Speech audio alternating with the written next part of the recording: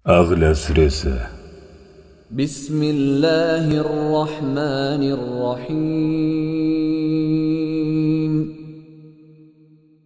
Аса ғамқор, ерекше мейірімді Алланың атымен бастаймын.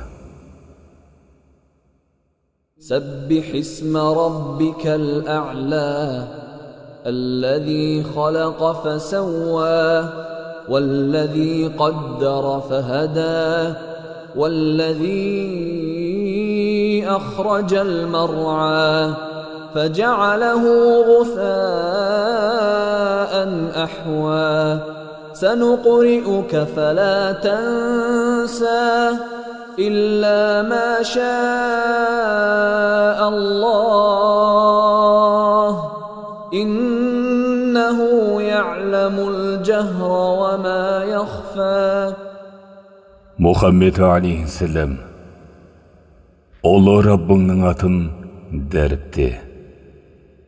Ол сондай Алла жаратып, толықтаған. Ол сондай Алла шамалап, оңғарған. Ол сондай Алла жайлысты жаратқан. Сосын оны қап-қара қоқымға айналдырған. Мұхаммед алейхиссалам, саған Құран оқытамыз. Сонда оны ұмытпайсың. Бірақ Алланың қалағаны басқа.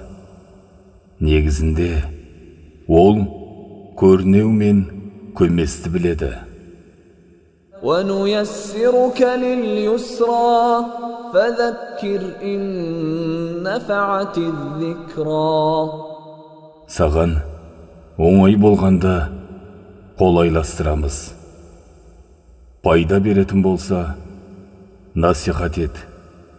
سَيَذَّكَّرُ مَن يَخْشَىٰ وَيَتَجَنَّبُهَا الْأَشْقَى الذي يصلى النار الكبرى ثم لا يموت فيها ولا يحيا.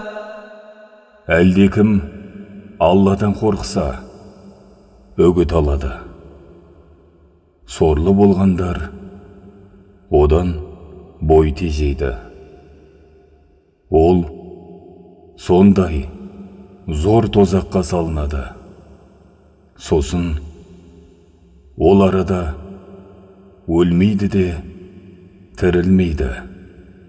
قد أفلح من تزكى وذكر اسم ربه فصلى بل تؤثرون الحياة الدنيا والآخرة خير وأبقى إن هذا لفي الصحف الأولى صحف إبراهيم وموسى.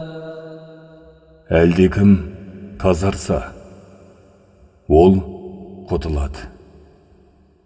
Ол Раббыңның атын еске алып, намаз оқыды. Бірақ сендер дүние тіршілігін артық көресіңдер. Ақырет қайырлы да тұрақты. Негізінен бұл үкімдер бұрынғы нұсқаларда да бар. Ибраим алейхиссалам, Муса алейхиссаламдарда бар.